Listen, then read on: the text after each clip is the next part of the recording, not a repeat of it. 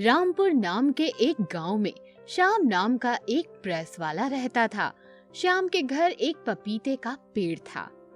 जब उस पेड़ के पपीते पक जाते, श्याम उस पपीते को बाजार में जाके बेच आता था। श्याम का बेटा जब उस पेड़ के पपीते खाने की जिद करता तो श्याम उसे समझाता। बेटा, अगर हम सारे पपीते घर में खाएंगे तो बेचेंगे क्या? पपीते को छोड़ो और रोटी खा लो बेटा। एक सुरेश नाम का आदमी श्याम के पास ढेर सारे कपड़े लेकर आया। सुरेश पहलवानी करता था। गांव के सभी लोग उससे डरते थे और उसका कहना मानते थे क्योंकि वो शारीरिक रूप से बहुत ही तगड़ा था। सुरेश कपड़ों की गड्डी श्याम को देकर बोला, श्याम, इन कपड़ों को बढ़िया तरीके से धोना और अच्छे से इस्त्री करना। 100 से ज्यादा कपड़े हैं।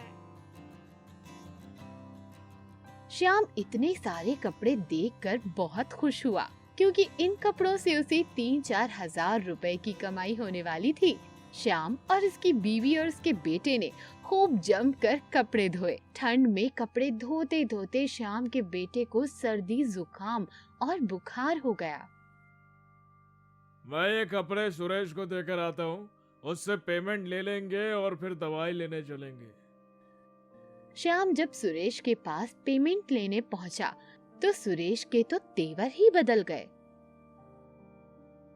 जी, मेरे पास 5000 का पेमेंट आने वाला है। मैं उनसे आते ही आपको दे दूंगा, या फिर आप सीधे जाकर उनसे मांग लीजिए। तुम्हारे पैसे अगर किसी के पास अटके हो तो उससे मेरा क्या लेना देना? मुझे तो बस मेरा पेमेंट चाहिए भाई। मतलब तुम्हें सिर्फ अपने पैसों से ही मतलब है? तुम्हें किसी की परेशानी समझ नहीं आती क्या? ठाकुर जी से जब मुझे पैसे मिलेंगे तभी मैं दे दूंगा ना। इतनी सी बात क्या तुम्हारे समझ में नहीं आती? मोटे पहलवान सुरेश को देख पतला बेचारा श्याम कुछ नहीं कह पाया। श्याम बेचारा चुपचाप अपने घर लौट आया।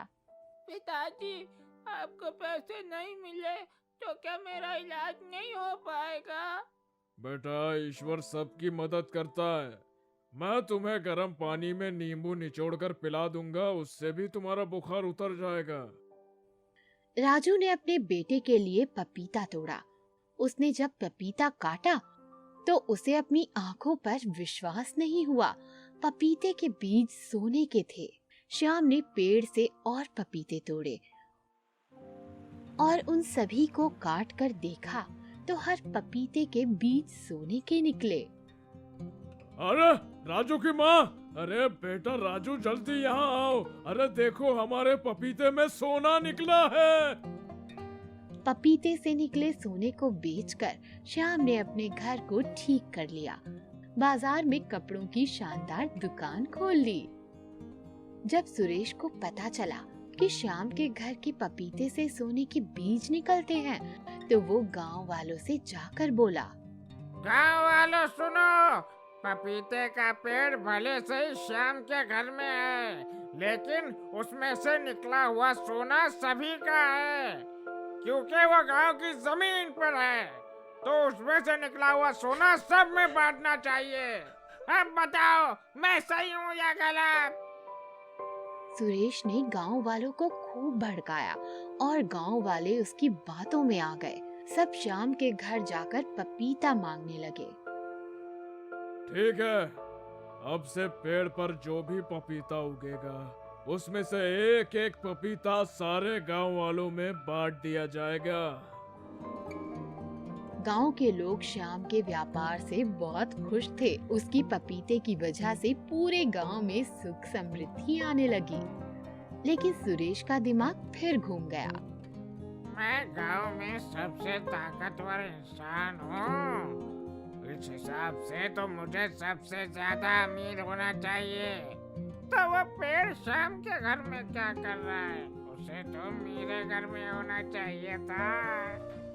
फिर वो एक दिन श्याम के घर पपीते का पेड़ उखाड़ने पहुंचा। उसने गांव वालों से कहा, ये पपीते का पेड़ भले से ही गांव की जमीन पर है, लेकिन ये पेड़ श्याम के घर में सुरक्षित नहीं है, श्याम इतना ताकतवर नहीं है कि वो इस पेड़ को सुरक्षित कर पाए।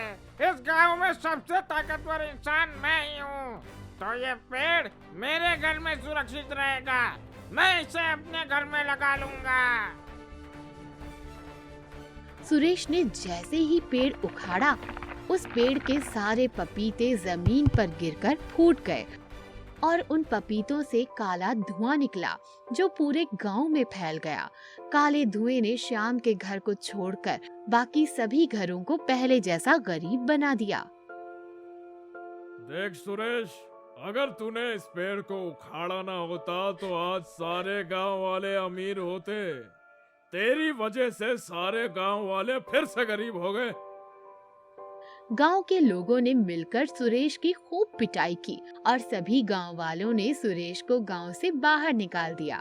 फिर श्याम ने गांव के लोगों की मदद से अपने आंगन में पपीते का पेड़ दोबारा लगाया। कुछ ही दिनों में उस पर सोना देने वाले पपीते फिर से लग गए। जादुई कंघी।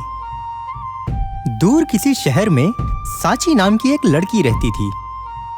वो बहुत ही शांत और सुशील लड़की थी, लेकिन उसमें एक ही कमी थी, उसके सर पर बाल बहुत कम थे, जिसकी वजह से उसकी सारी सहेलियां उसका मजाक उड़ाया करती थी। सांची के सर पर तो बाल ही नहीं है।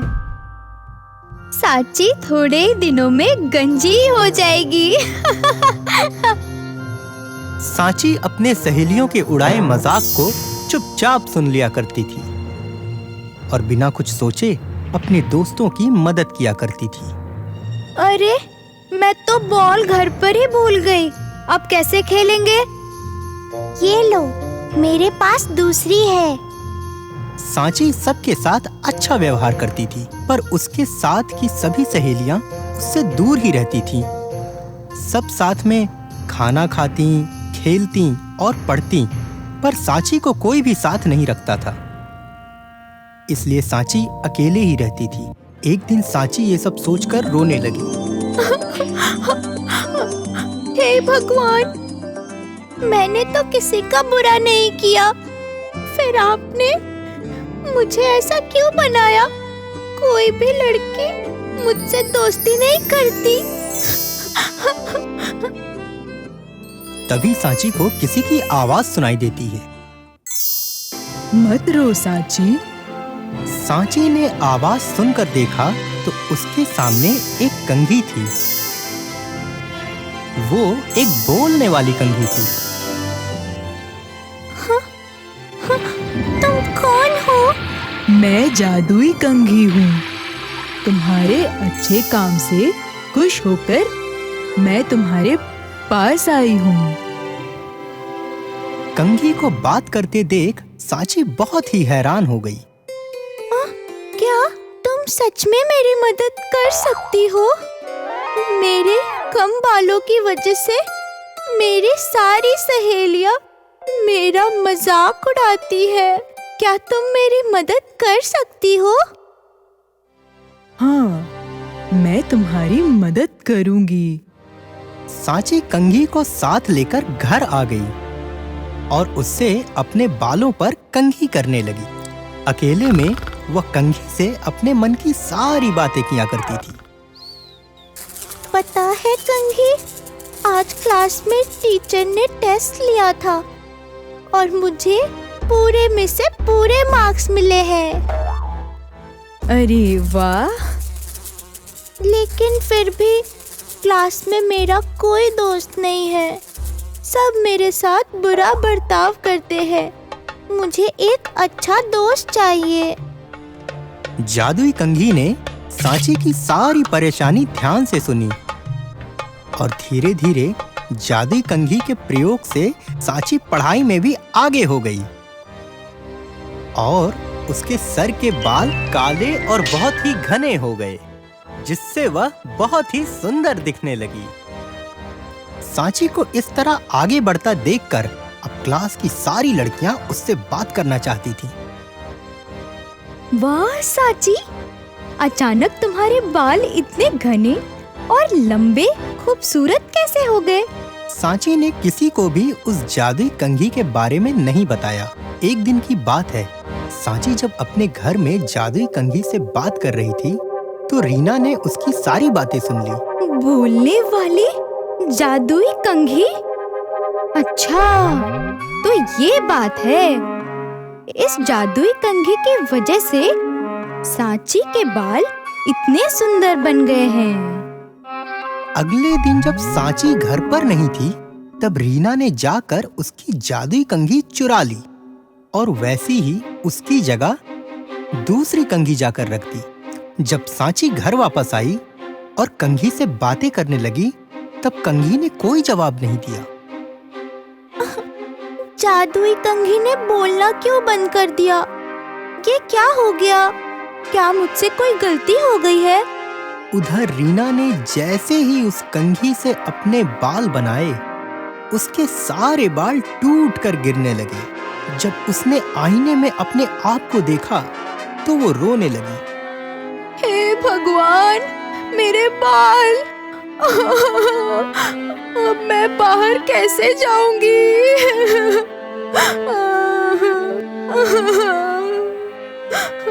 रीना की रोने की आवाज सुनकर सांची उसके घर पर पहुंची और जादुई कंघी से कहने लगी कि वो रीना के बाल वापस कर दे और उसे फिर से और अधिक सुंदर बना दे। इसके बाद रीना ने कंघी से बाल बनाए तो उसके बाल पहले से भी ज्यादा सुंदर और घने हो गए। रीना को अपनी गलती पर पछतावा होने लगा। तुमने मेरी बहुत मदद की है सांची। आज से तुम मेरी और मैं तुम्हारी सबसे अच्छी दोस्त हूँ। मैं हमेशा तुमसे दोस्ती निभाऊंगी। सांची, तुम्हारी अच्छी सोच और अच्छे काम की वजह से आज तुम्हें एक पक्की सहेली मिल गई। अब मेरा काम खत्म हो गया। तुम दोनों हमेशा साथ रहना।